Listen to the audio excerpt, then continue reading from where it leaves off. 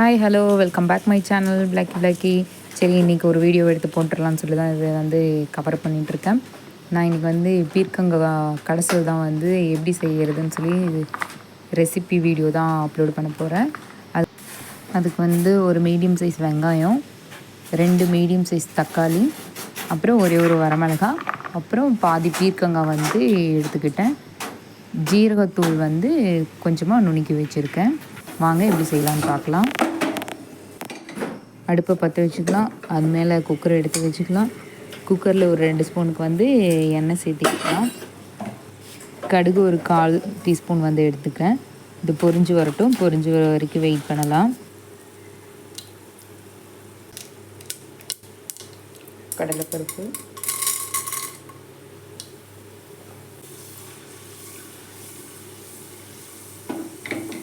வெங்காயம், மிளகாய்,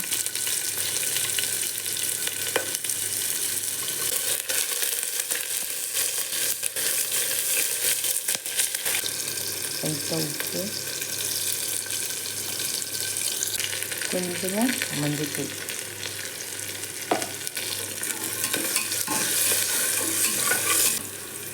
மஞ்சள் ஏன் இப்போ போடுறேன்னா, அது வந்து பச்சை வாசனை போகணும். அதுக்காகத்தான். நான் எப்பவும் இப்படி தான் முதலே சேர்த்துருவேன் மஞ்சத்தூளை. எண்ணெயில் போட்டு வணக்கி எடுத்துருவோம். இப்போ தக்காளி ஆட் பண்ணிக்கலாம்.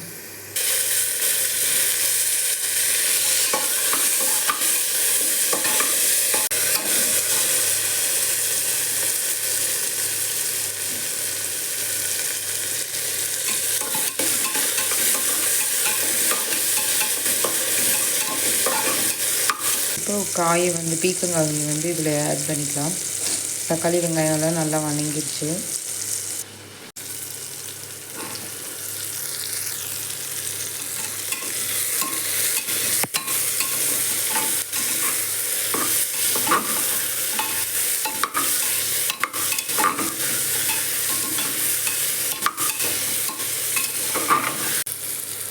நான் இவ்வளோ சேர்த்துறேன். நீங்கள் எவ்வளோ காய் போடுறீங்களோ அதுக்கு தகுந்தாப்புல உப்பு வந்து சேர்த்துக்கோங்க. இதே அளவில் போட்டு செய்யுங்க, கண்டிப்பாக நல்லா வரும்.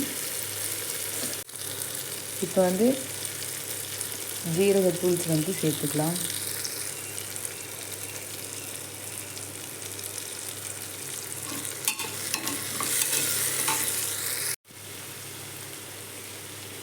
தண்ணி ஆட் பண்ணிக்கிறேன்.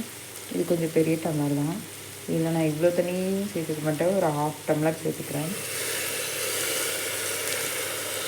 அந்த காய் வந்து கரெக்டாக மட்டமாக முழுகிற அளவுக்கு இருந்தால் போதும். ஏன்னா ஒரு 2-3 விசில் விட்டு வரும்போது கரெக்டாக இருக்கும். இன்னொன்று பீர்க்கங்காவே வந்து நிறைய தண்ணி விடும். இது வந்து நீர்க்காய் தான். அதனால் நீங்கள் வந்து தண்ணி வந்து ரொம்ப சேர்த்திக்காதீங்க, அளவாக சேர்த்திக்கோங்க. உப்பு வந்து கரெக்டாக இருக்கான்னு பார்த்துட்டு நம்ம மூடி வச்சிடலாம். மூடியை போட்டு ஒரு 4-5 விசில் வந்து விட்டு எடுத்துக்கலாம்.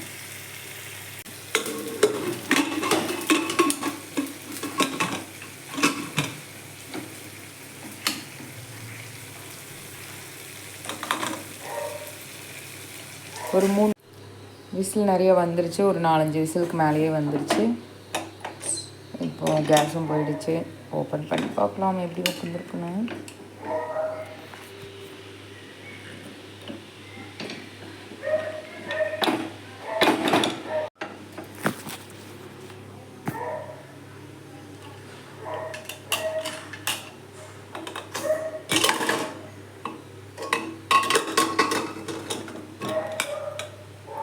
ஓப்பன் பண்ணதையுமே மனம் அள்ளுது. சும்மா சொல்லலை, நிஜமாலுமே தான், நம்புங்க.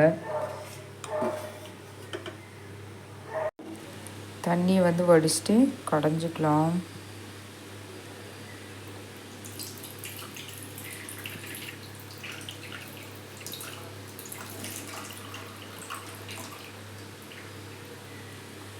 தண்ணி இவ்வளோதான் இருக்குது. பட் பரவாயில்ல, ஒரு நேரத்துக்கு தான், காலையில் மார்னிங் மட்டும்தான் கொஞ்சமாக தான் காய் போட்டு, அதனால் இவ்வளோ தான் வரும். அதனால் இதை கடைஞ்சி எடுத்துடலாம். எப்படி கடையிற நல்லா கேட்காதீங்க. இந்த பருப்பை மத்தி வச்சு தான் கடையணும். இது உங்கள் வீட்டு தெரியுதாம்மா போடுறது.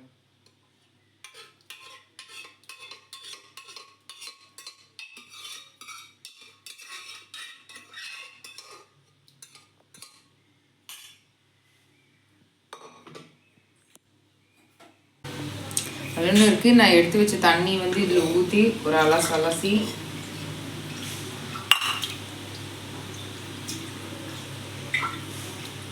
இதில் ஊற்றிக்க போகிறேன். ஊற்றியாச்சு. ஃபைனலி பீர்க்கங்காய் கடைசல் ரெடியாகி விட்டது தோசைக்கு.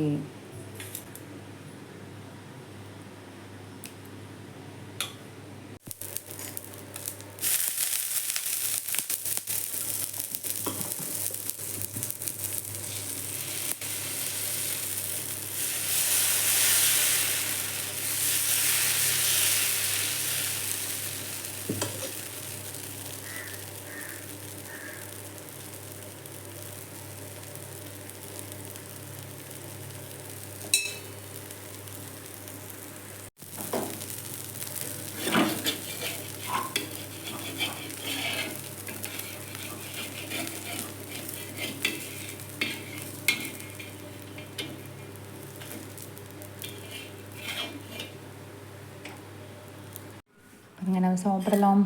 நான் காலையில் அரைச்சி செஞ்ச சட்னி வந்து இவ்வளோ தான் இருக்குது. ஏன்னா எல்லோரும் சாப்பிட்டு போயிட்டாங்க. இது நான் சாப்பிட்டுட்டு எப்படி இருக்குன்னு சொல்கிறேன் உங்களுக்கு. நல்லா முறுமுறுன்னு இருக்குது தோசை.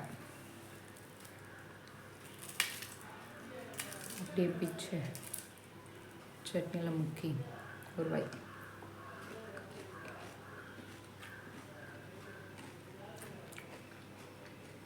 அட்டகாசமாக இருக்குது. ரொம்ப சூப்பராக இருக்குது. நான் சொன்ன மாதிரி நீங்களும் ட்ரை பண்ணிவிட்டு எப்படி இருந்துச்சுன்னு சொல்லி கமெண்ட் பண்ணுங்கள். மறந்துடாதீங்க. இப்போ எனக்கு டைம் ஆச்சு, வேலைக்கு பேர் போகணும்.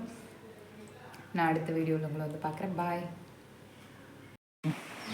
இந்த வீடியோ உங்களுக்கு பிடிச்சிருந்துச்சு தான் மறக்காமல் லைக் பண்ணிடுங்க.